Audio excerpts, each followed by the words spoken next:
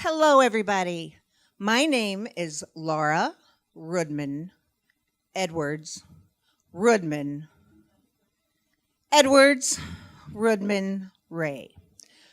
So, why, you may ask, I have such a long name? Probably because I married and divorced the same man with the same problems twice. Until I met and married the man of my dreams.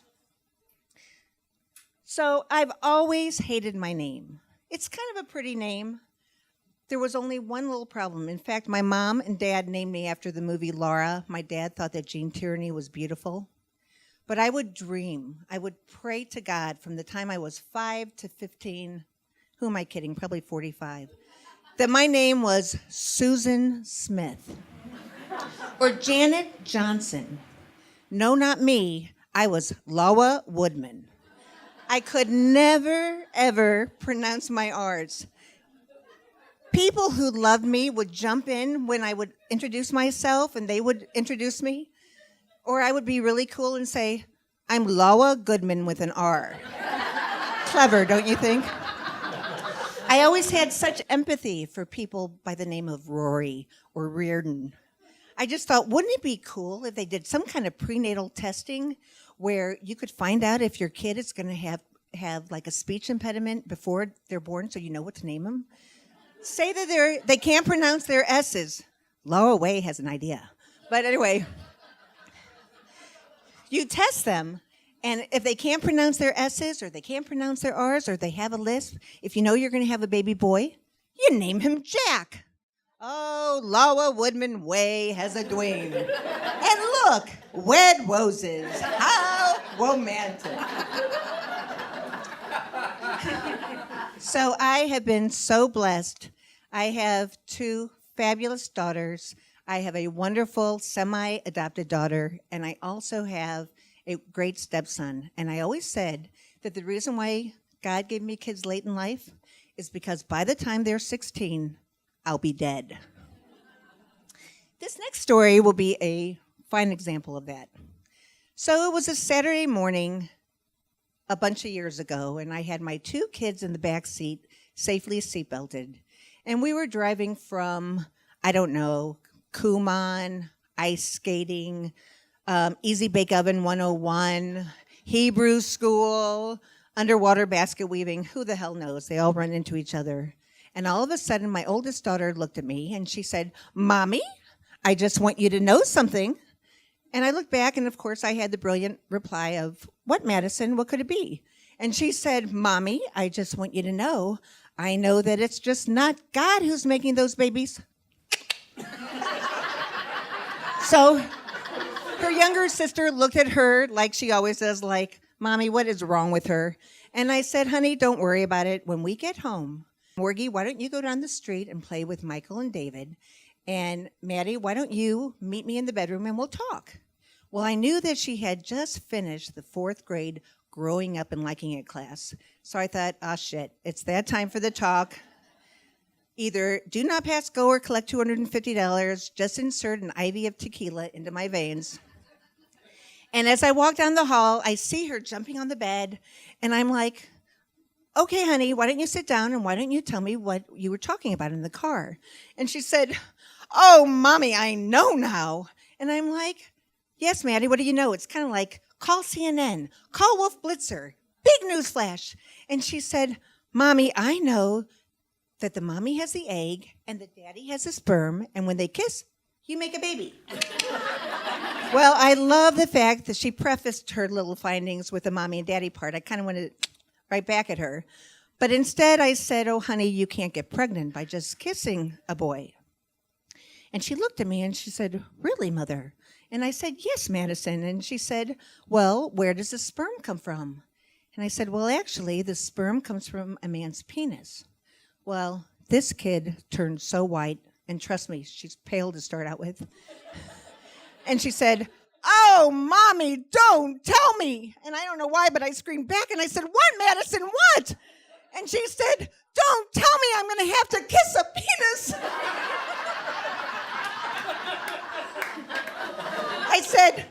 I I think people in Peoria probably heard me, and I said, absolutely not.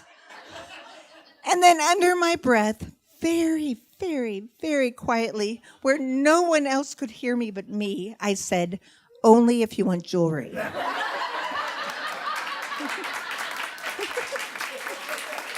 So,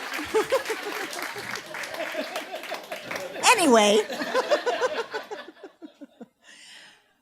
in my free time, I work full-time as a sales rep where, like, every end of the month, I am in a fetal position underneath my desk with my hair falling out of my head, being a full-time mom, cook, writer, yada, yada, yada. We all do it. But in my free time, I have been making up uterus-driven diseases. Haven't we all? Diseases like guilt schizophrenia. You know those teeny tiny little voices in your head that tell you that if you don't do something at that moment, or if you don't let your child do something even though they're grounded, or if you go somewhere and you shouldn't be, something horrible, catastrophic will happen. And so you end up not having fun anywhere or anyhow. I mean, because those damn teeny tiny voices, I hate them.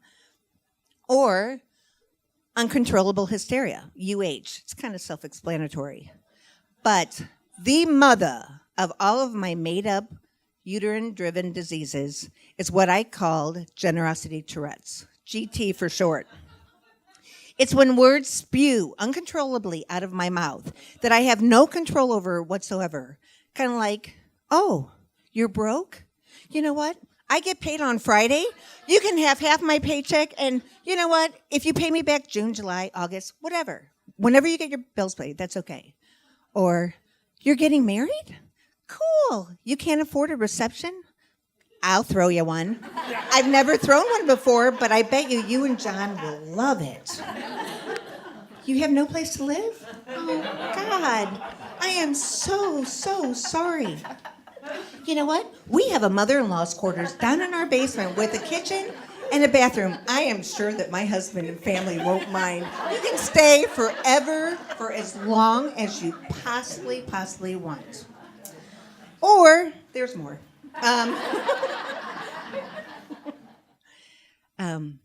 This is one of my faves. Uncle Harry died. I never met him. I am so sorry.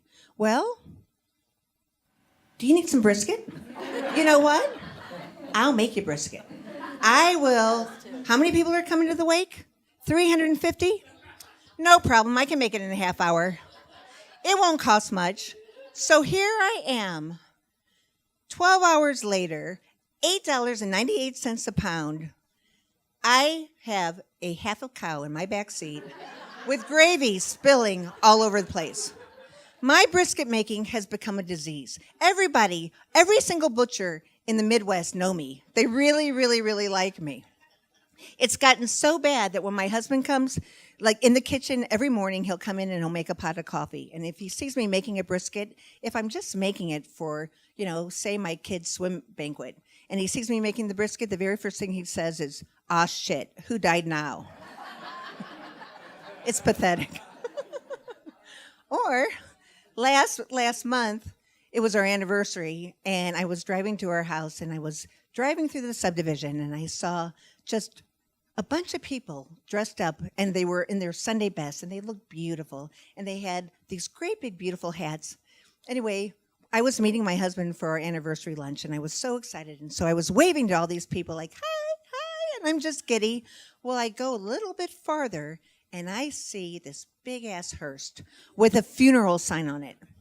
So I walk into my house, and I said, "Honey, I'm sorry. Forget about lunch. We're moving. We have to pack. We have to go." And he looked at me, and he said, "What are you talking about?" And I said, "They're going to think that you're married to a bleach blonde bimbo who is so insensitive. Here are all these people because of, a beloved who had passed away, and I'm waving and I'm smiling." And he said, "No worries, hon. They just saw your car and thought that there was a brisket in the back seat." So now we're going to play a game called Don't You Just Hate When It Happens? You can chime in if you'd like. It's really a fun game.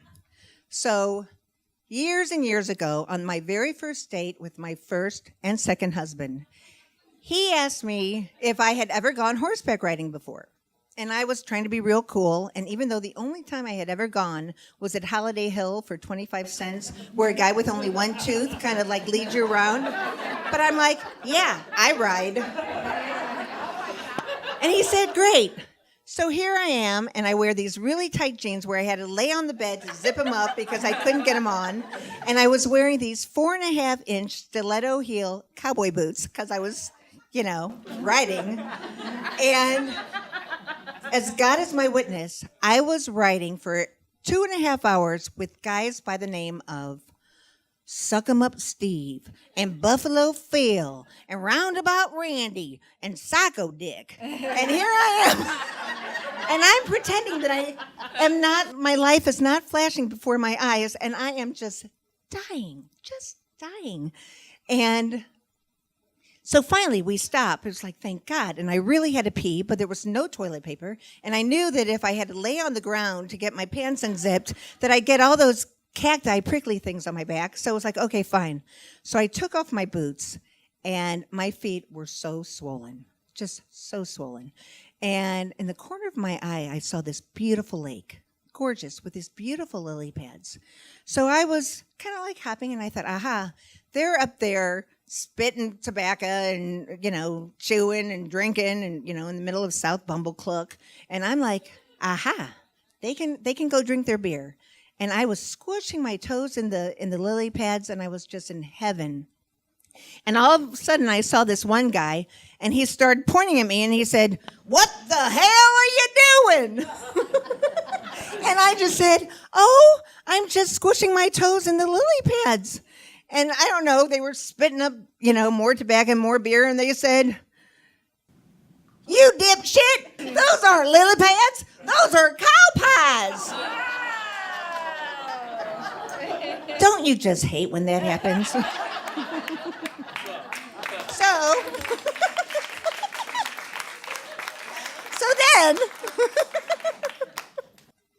So then, after I divorced him for the second time, I had to get back on the dating scene.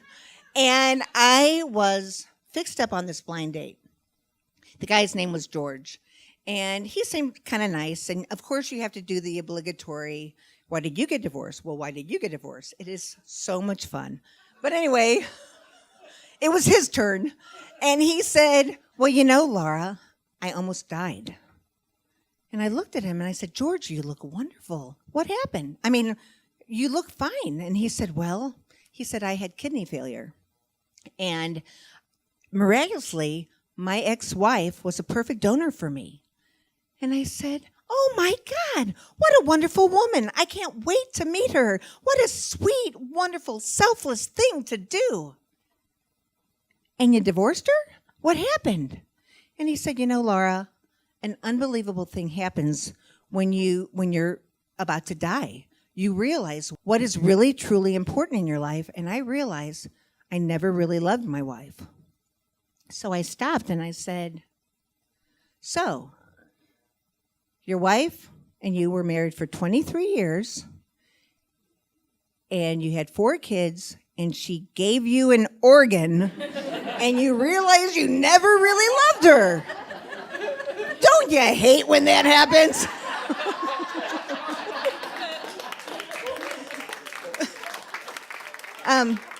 Okay. So last month was a pretty big birthday of mine, and I was pretty traumatized, and my sweet husband was feeding my ego, and he said, oh, honey, you're cute, you're sweet, you still turn heads, you're yada, yada, yada. And I'm like, thank you, dear. Well, our air conditioner had broken, and our house was a hot, sticky mess. So he decided he might as well be hot and sticky too, so he decided to cut the lawn. And he said, will you do me a big favor and fill up the gas tank? So I was like, sure. So I ran upstairs, and I got dressed, and I drove up the street, and I saw these 5 construction workers who were fixing the potholes in our subdivision. And all 5 of them stopped, and they looked at me. So I drove a little bit farther, and I thought, my husband's right again. I'm still turning heads. And then I looked at myself in the rearview mirror, and I had this big aluminum foil Werther's Original, sugar-free, stuck to my sweaty face. So I realized they weren't like looking at me like, they were looking at me like, don't you just hate when that happens? And finally, we had a parent-teacher conference a couple months ago. I hadn't eaten. I was tired. I was kind of in for the home stretch. And I think I had only like 1 or 2 teachers left. So I was standing in line for about 10 minutes, and I finally got to the teacher, and he said, oh, Mrs. Ray, I just want you to know Madison is doing fabulous. She's got an 89.3769, and all she has to do is do a little bit of extra credit, and she'll get an A-. And I said, oh, Mr. Corwin, I am thrilled. Thank you so much. And he said, well, does she have any problems at all with her homework recently? And I thought about it, and I said, as a matter of fact, she does. That's funny that you asked. I said, just last night, she didn't know where to put the hymen on the anatomically correct diagram. His bald head started sweating. He turned beet red, and he said, you mean hyphen, right? Where to put the hyphen? And I said, no, I said hymen. I said, you are the anatomy teacher, aren't you? And he said, no, lady, I'm your kid's English teacher. Don't you just hate when that happens?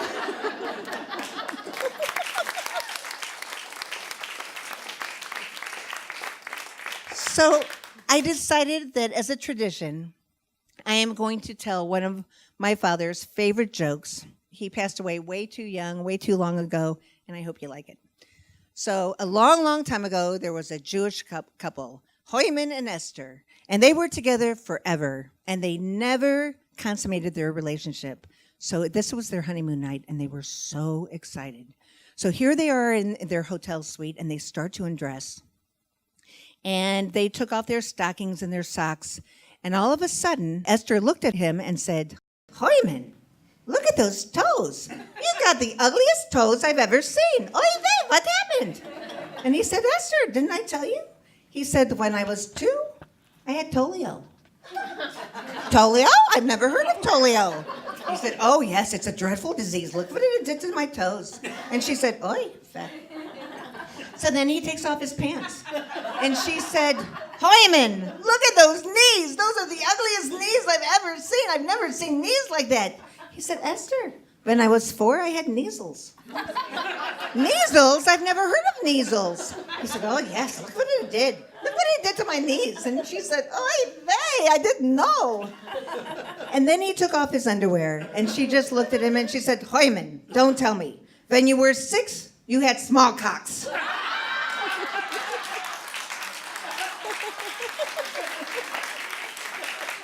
From the bottom of my heart, I wanted to thank you for allowing me to humiliate myself and enabling me to fulfill this dream of mine. Thank you.